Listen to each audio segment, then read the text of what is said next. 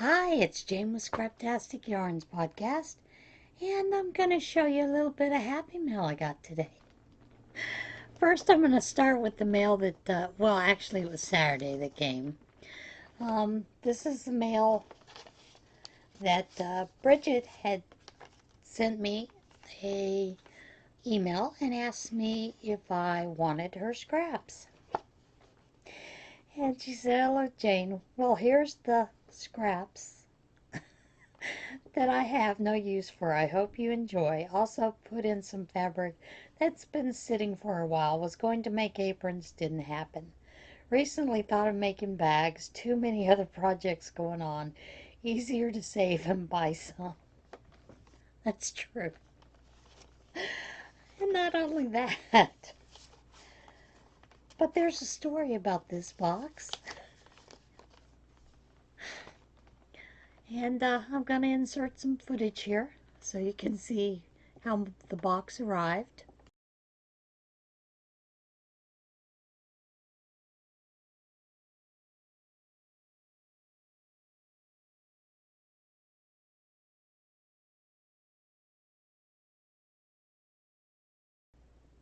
And as Seta says, here is what happened.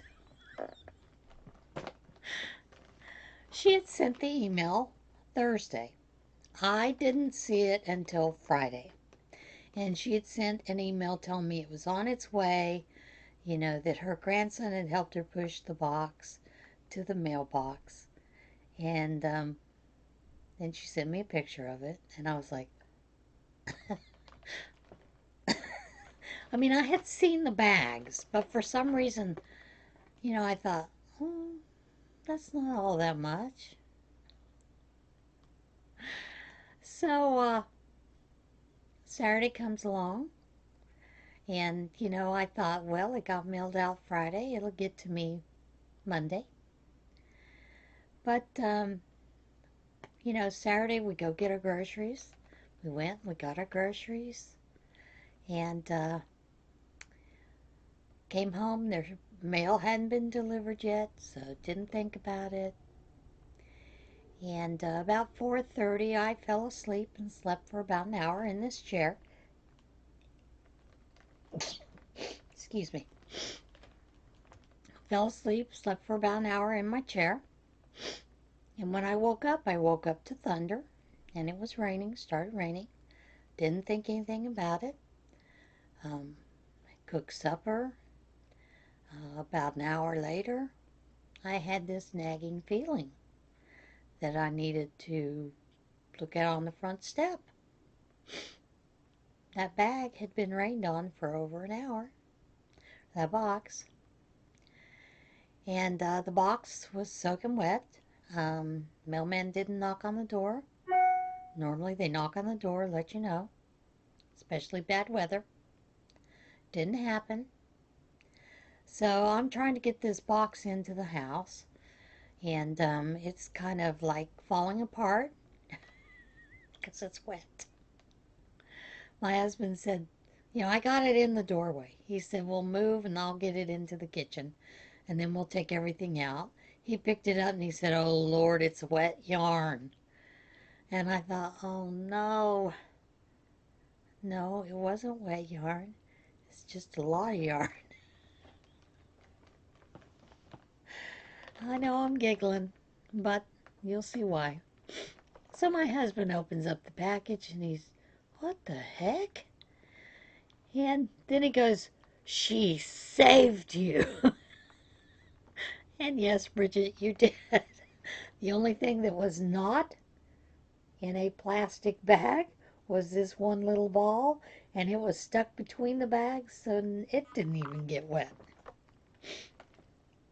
But here's some of what she sent. I'm not going to go through it all. Sorry for the crinkle. This is one bag of her scraps. Just one. And it weighs a ton. All right, here's bag 2. Still vacuum sealed.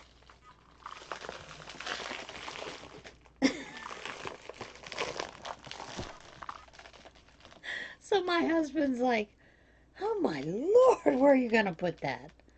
I said, your side of the bed. I was teasing him.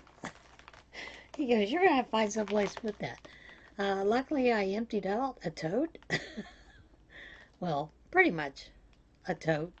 That I was taking some yarn to Prayer Shawl because it takes about $50 to $100 each month for yarn at Prayer Shawl in order to keep the Prayer Shawl group going. What happens was when you come in, there's always a source that provides yarn for us. Um, we have people who, like the Motorcycle Club, they donated a certain amount of money for us each year to go towards purchasing yarn. And then we have people who received items who send us money to help purchase yarn. But you know, you get these periods where it's a little low, and our group has grown tremendously. Um, Prayer Shawl is this Wednesday. I will take a video of the pile of things that come in each month. We tag, we separate them into whatever place they're going to. Now, not all these items are going to go for the knit and run. Some of them will be handed out throughout the week, throughout the month. However, those that are not will get put back for the knit and run that we do in October. The knit and run is simply when the bikers ride their bikes up to the church, and it's a great spectacle to see, to hear that thunder. You do get to hear the thunder. And to see them pull in, they have been pulling in with a car that actually carries the bags of stuff, that we have. Because we generally have 1,000 to 2,000 items that need to be handed out. From there, we serve them a nice little lunch. They're more than welcome. It's usually just, sandwiches, cookies, drinks, those kind of thing. We take pictures. We do a special prayer over the items because they are two ministries. The Motorcycle Club is a ministry, as well as the church ministry of the Prayer Shawl. We do that, and then we start bagging things up. That's what we have done in the past.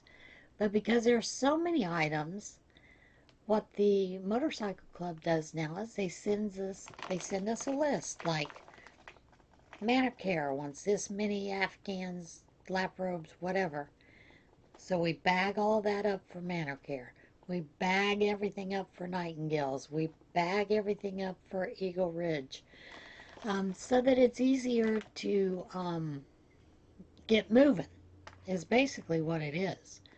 Because they do, during that whole day, they go from place to place. They hand them out directly to the residents, to the people. So that in itself is an amazing thing to see and to be a part of. They also, later on in the week, we have things that are delivered up to Janice Wise Hospital, which is part of the Geisinger system in Danville, Pennsylvania. That is where the Geisinger Hospital is. And generally, a lot of that is NICU items or nursery items. Although they do sometimes have things for the kids that are undergoing cancer therapy, those kind of things. They also deliver comfort dolls to the emergency room so that those can be handed out to the children who come in, that are scared. So it's a good program. It's a great honor to be a part of it. And it's fascinating to see. So, I do have a video of last year's knit and run. Although they snuck in around the back of the church, I didn't realize they were coming in the back of the church.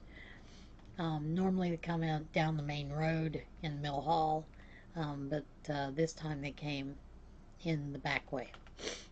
So, I told them, You know, I would like to know exactly which way you're coming in because I'd like to get video of it. You know, it's kind of fun to see what's going on and see new members coming in. Some of the other members who are unable to make the ride because of whatever. You know, it's just nice to meet the new people coming in with the big twin motorcycle club.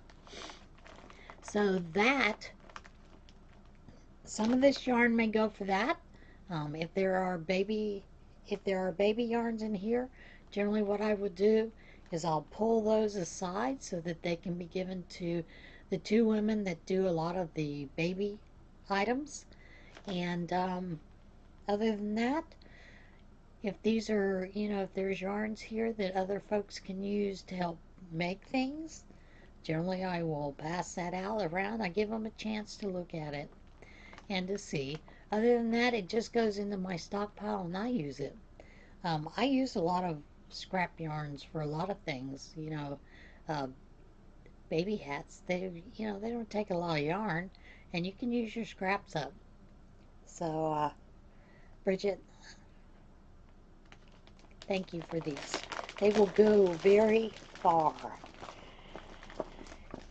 Now, not only that, but she included some fabric. And she even included her precious pins. And these are some of the things that she has cut out for aprons and things like that. I haven't gone through them. I will go through them. She included the pattern, and I also see instructions down here as well. So, most likely I'll just turn those into aprons. Finish sewing them. And yeah, Bridget, I understand about those projects.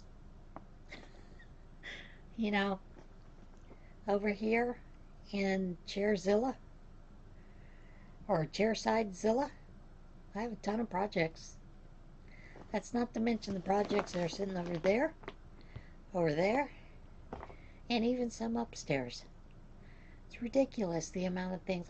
And that's where I say I have craft ADD. I move from one craft to another.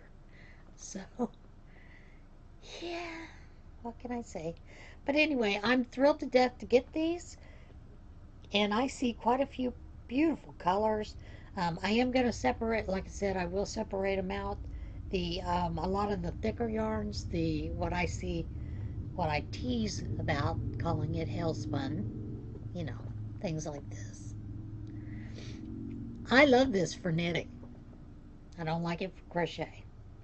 The only reason I call it hellspun is because if you have to rip back, it can be a doozy to get it ripped back. So that is one of my favorite terms for it.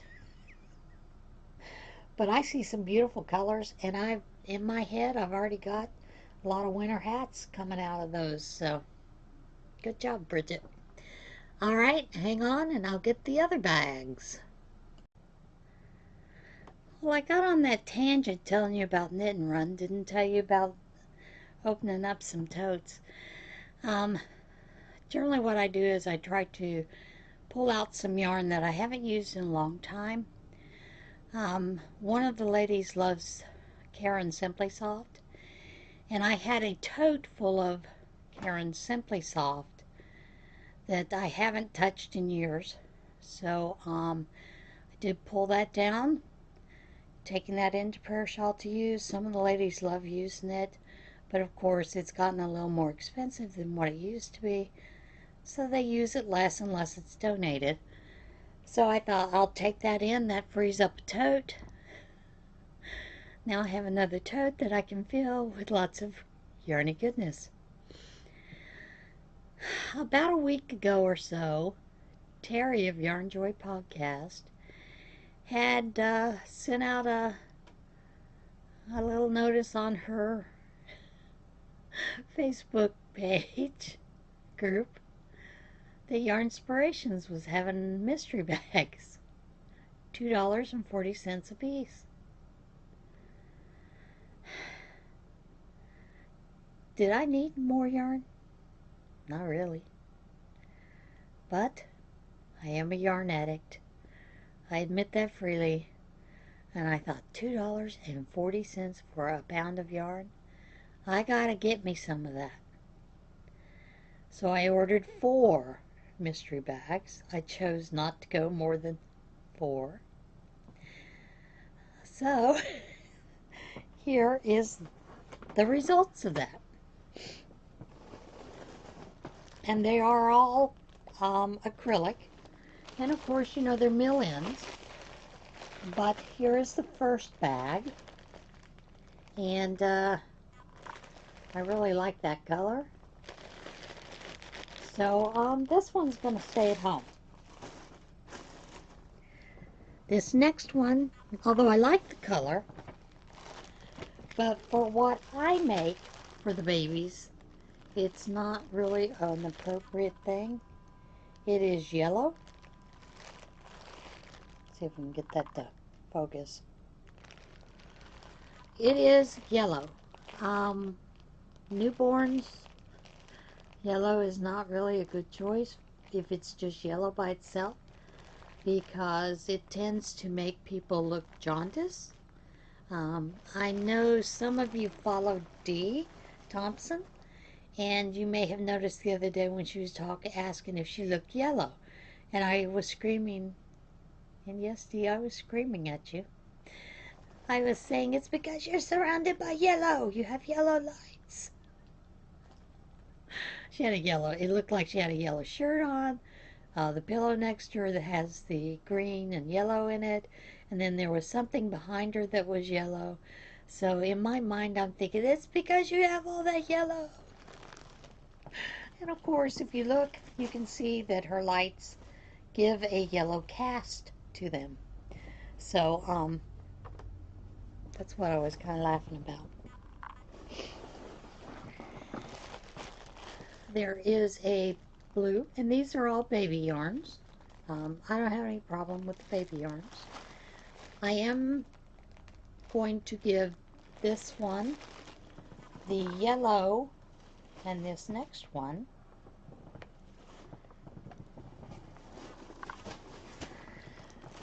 to the gal in our prayer shawl group that does the baby items. She makes the baby sweaters, those kind of things. If she doesn't want it, then I will most likely crochet baby blankets out of it, or fetal demise pouches out of the pink and the blue, since I haven't had a request for those.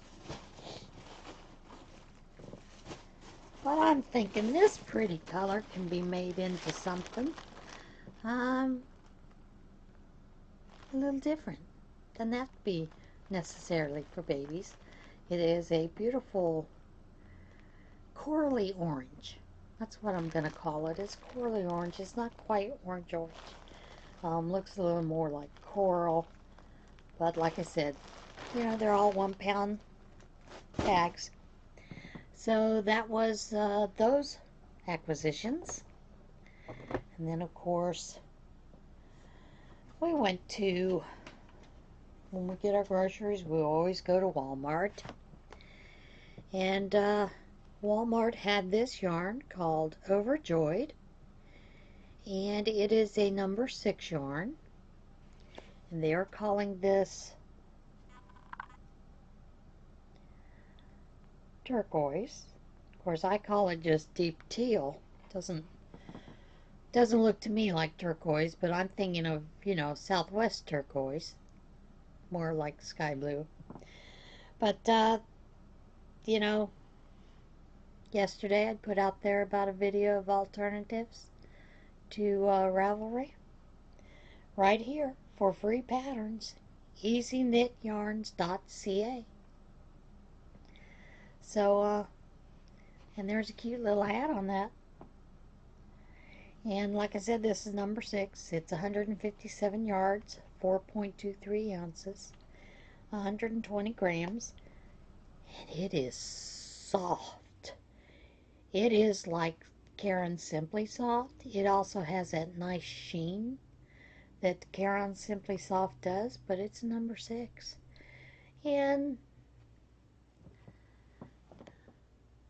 there is the width of that. but I think it's pretty close to a worsted weight as well. So I think you could use it as a worsted weight. Maybe not, but they only had two of these, and I was thrilled to get them. They had a couple of other colors, but I really gravitated toward these, so I grabbed them. Plan on making hats out of them. And of course, I'm going to go check out those patterns. Download them.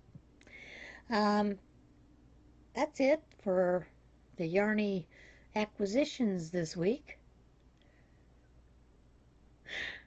Uh, now I get to go play in the scraps of yarn. And as you can see, a couple of those don't look like scraps to me.